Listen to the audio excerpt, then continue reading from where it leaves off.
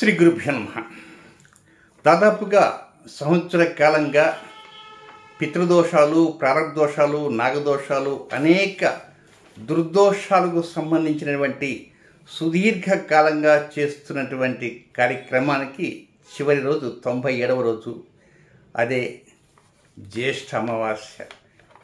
ఈ 2025 జూన్ 25వ తేదీ బుధవారంతో ముగిసిపోయింది.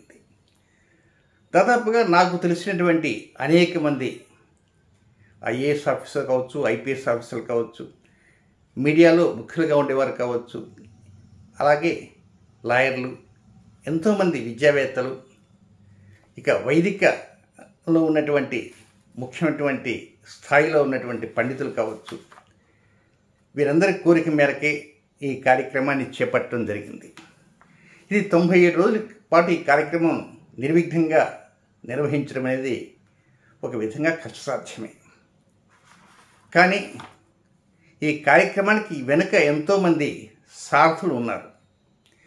ఈ కార్యక్రమానికి ఒక రూపకల్పన చేయాలంటే వెనక ప్రేరణ కలిగించే వ్యక్తులు ఉంటారు. ఆ ప్రేరణ కలిగించాలంటే కొంతమంది యొక్క చొరవ, సహాయ సహకారాలు కూడా అవసరం.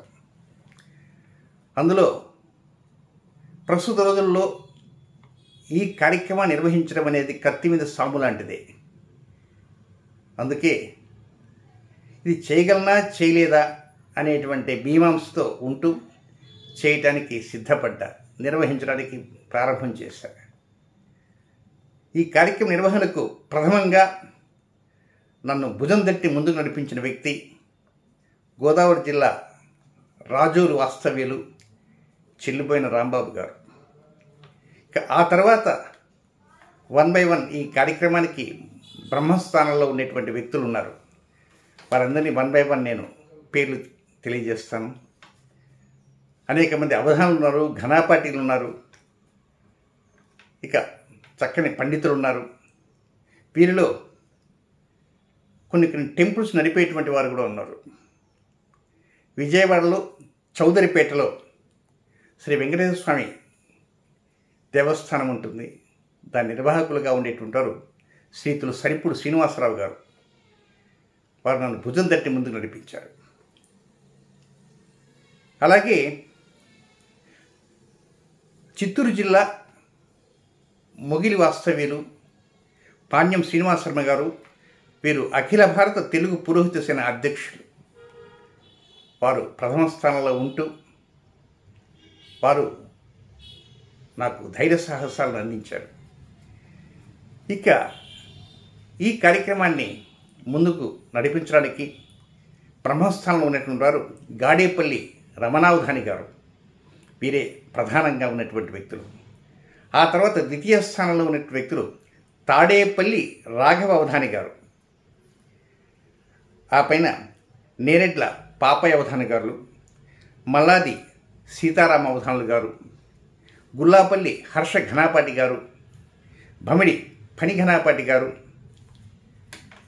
వీరితో పాటు ఘంటసాల అనిల్ గారు, దర్భా చైతన్య గారు, ముసునూరి లక్ష్మీనారాయణ గారు, దోనెపూడి ప్రసాద్ గారు.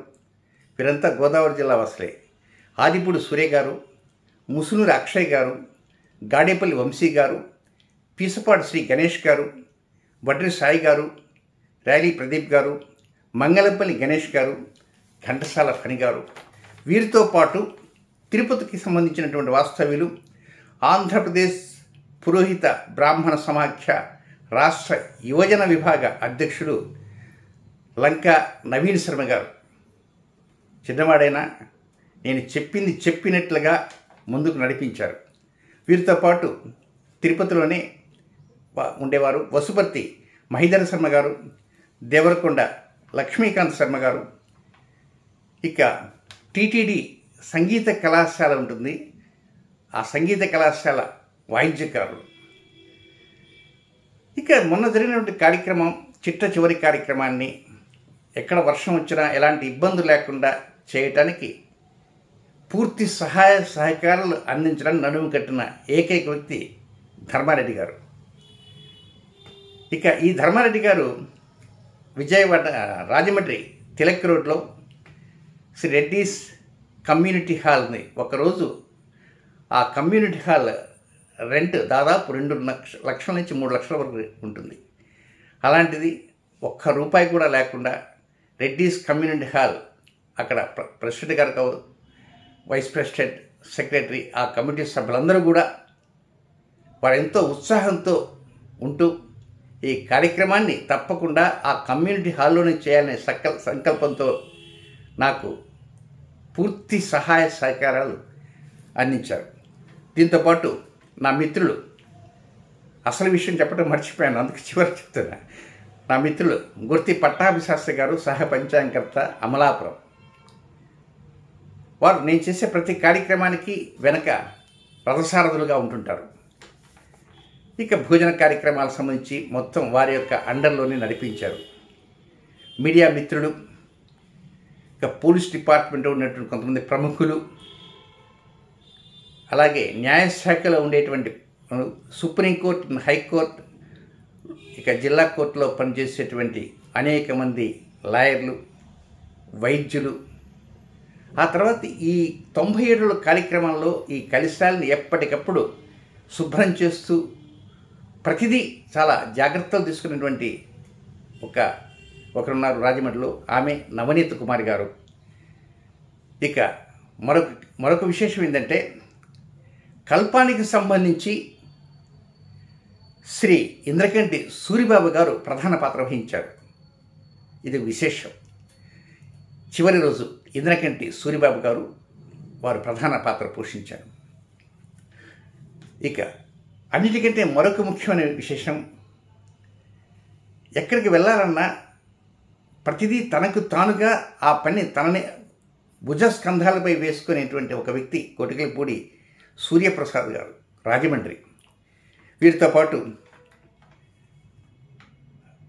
మోహన్ పబ్లికేషన్స్ అధినేత ఆకుల రామచంద్రరావు గారు, ఇక అనేక మంది, నా యొక్క బంటంటూ ఉంది వినుకొండ కృష్ణ గారు, తమిళనాడు నుంచి వచ్చిన ధనుంజయ, అలాగే తిరుపతి నుంచి వచ్చినటువంటి సుదర్శన్ శ్రీనివాస్ గారు, వారు lawyer, high court advocate and supreme court కూడా వెళ్తుంటారు. అయినప్పటికీ ఆయనకి ఎన్నో పనులు ఉన్నప్పటికీ కూడా వారు వచ్చారు. వీరితో పాటు హైదరాబాద్ నుంచి కూడా, తెలంగాణ నుంచి మరొక ధర్మారెడ్డి గారు ఉన్నారు, ప్రతి కార్యక్రమానికి వస్తుంటారు ధర్మారెడ్డి గారు. వీరు మొత్తం మీద ఈ కార్యక్రమానికి వెనక ఎంతోమంది యొక్క అవిరళ కృషి అంటూ ఉంది. కేవలం నేను ఒక్కడినే ఆ కార్యక్రమం చేయాలంటే ఇది అయ్యే పని కాదు. ఇక్కడ ఆశ్చర్యకర విషయం ఏంటంటే దాదాపు 9 సంవత్సరాల క్రితం, దాదాపు కాదు 2016 జూన్ 25న ఆనాడు చేసిన సప్తసూర్య మహాయాగాలలో ఇదే తేదీన 2016 జూన్ 25న హైదరాబాద్ స్కంధగిరిలో అద్భుతమైన రీతిలో కార్యక్రమం చేస్తే ఆ కార్యక్రమాన్ని యోగి టీవీ వారు లైవ్ టెలికాస్ట్ ఇచ్చారు. ఇక మొత్తం మీద ఈ కార్యక్రమాన్ని ఎంతో ఆనందంగా, ఆహ్లాదంగా చేయాలా, దీంతోపాటు అందరి యొక్క గ్రహస్థితులు కూడా అనుకూలంగా ఉండేలా పరిస్థితులు రావాలని కోరుకుంటూ మాకు సహకరించినటువంటి దాదాపుగా 35 మంది ఋత్వికులు, ఇందులో ప్రధాన పాత్రధారులు, సూత్రధారులు ఉన్నారు. వారే గాడేపల్లి రమణావధాని గారు, తాడేపల్లి రాఘవోధానులు గారు, వీరితో పాటు నేరెట్ల పాపయోధాని గారు వీరున్నారు. ఇక మిగిలినటువంటి వెనక తిరుపతి నుంచి పాణ్యం శ్రీనివాసరావు గారు, వీరందరూ కూడా ఎప్పటికప్పుడు కార్యక్రమాన్ని ముందుకు తీసుకుపోవాలనేటువంటి కృతనిశ్చయంతో ఎక్కడా వారికి ఎన్నో పనులు ఉన్నప్పటికీ ఆ పనుని పక్కన పెట్టి ఈ కార్యక్రమానికి సిద్ధపడి ముందుకు వచ్చిన వారందరికీ కూడా పేరు పేరున ధన్యవాదాలు. 97 రోజుల కార్యక్రమం పూర్తయింది. మధ్యలో అనేక మంది ఈ కార్యక్రమంలో మేము జాయిన్ కావచ్చా అని అడిగిన వారు ఉన్నారు. వన్స్ ఒకసారి ప్రారంభం చేసిన తర్వాత మళ్ళీ ఆ కార్యక్రమంలోకి మధ్యలో దిగటం అనేది కష్టం. తిరిగి ఇలాంటి కార్యక్రమం మళ్ళా చేస్తారా అని అడిగిన వారు కూడా ఇప్పటికీ ఉంటున్నారు. ఇది అసాధ్యమైన విషయం. తిరిగి కార్యక్రమాన్ని తిరిగి చేయటం అనేది చాలా కష్టసాధ్యం. అయితే ఫైనల్గా నా ఆధ్వర్యంలో నడిచేటువంటి శ్రీ మహాశక్తి పీఠం తరఫున రాబోయే జూలై నెలలో ఒక కార్యక్రమం జరగబోతున్నది. అది అమరావతిలో జరుగుతుందా లేక తిరిగి రాజమండ్రిలో జరుగుతుందా అనేది ఇంకా నిర్ణయం కాలేదు. ముఖ్యమంత్రి చంద్రబాబు నాయుడు గారిని కానీ లేక దేవాదాయ శాఖ మంత్రి గారిని కానీ లేక గవర్నర్ గారిని కానీ వారిని ఇన్వైట్ చేయడానికి ప్రయత్నం చేస్తున్నాం. ఆ తేదీలలో వారికి అవకాశాలు కుదురుతాయో లేదనేది కూడా కొంచెం సందిగ్ధమే. కనుక ఈ కార్యక్రమం చివరిది. దీనికి ఎవరు కూడా ఒక రూపాయి కూడా ఇవ్వాల్సిన అవసరం లేదు. సింగిల్ పై కూడా తీసుకోవటం లేదు. ఆ కార్యక్రమం నేనే భరాయించుకుంటున్నాను. ఇక మాకు పరోక్షంగా బాగా సహకరించిన వ్యక్తులు ఎవరంటే విజయవాడ చౌదరిపేట వాస్తవ్యులు శ్రీతులు సరిపుడి శ్రీనివాసరావు గారు, చాలా సహృదయులు. ఇక వీరు కాకుండా దేశ విదేశాల నుంచి కొంతమంది ఈ కార్యక్రమానికి వచ్చేసారు. ఆశ్చర్యకర విషయం ఏంటంటే వెస్ట్ బెంగాల్, ఒరిస్సా, గుజరాత్, నెక్స్ట్ ఢిల్లీ, ఆంధ్రప్రదేశ్, తెలంగాణ, తమిళనాడు, కేరళ, కర్ణాటక నుంచి ఈ కార్యక్రమానికి వచ్చేసారు. చివరి కార్యక్రమం 97వ రోజు జరిగిన కార్యక్రమానికి దాదాపుగా ఒక 1000 నుంచి 1500 వరకు వస్తారన్న ఉద్దేశంతో ఏర్పాటు చేశాము. కానీ కొంతమందికి వర్ష ఎక్కువగా ఉంటుందేమో అన్న ఉద్దేశంతో ఒకటి, కొంతమందికి ఫ్లైట్స్లో రావటం కొంచెం భయం వచ్చిన కారణంగా, రిజర్వేషన్ దొరకని కారణంగా దాదాపుగా 800 చిలుకు పై చిలుకు వరకు వచ్చారు. అంటే మ్యాక్సిమం 900 లోపల వచ్చారు. కనుక అందరూ కూడా ఎంతో ఆనందంతో ఆ కార్యక్రమాన్ని నిర్విఘ్నంగా ముందుకు తీసుకుపోవడానికి సహకరించిన ప్రతి ఒక్కరికి కూడా పేరు పేరున ధన్యవాదాలు చెప్తూ, ఇక రాబోయే రోజుల్లో కూడా మంచి కార్యక్రమాలకి నాంది పలకాలనేటువంటి ఉద్దేశంతోనే ఈ శ్రీనివాస గారికి ఎప్పుడు కూడా ముందుంటాడు అనే విషయం తెలుసు. దాదాపుగా ప్రపంచంలో 160 దేశాలలో నాకు ఫాలోవర్స్ ఉన్నారు. వారందరి యొక్క సహాయ సహకారాలతోనే ఈ కార్యక్రమాన్ని నేను నడిపిస్తున్నాను. ఇది కేవలం నా ఒక్కరి వల్ల అయ్యే పని మాత్రం కాదు. కనుక మున్ముందు కూడా మీ అందరి యొక్క చక్కని ప్రేమ, అభిమానం నా యందు ఉండాలని మనసారా కోరుకుంటూ సెలవు తీసుకుంటున్నాను. శుభం.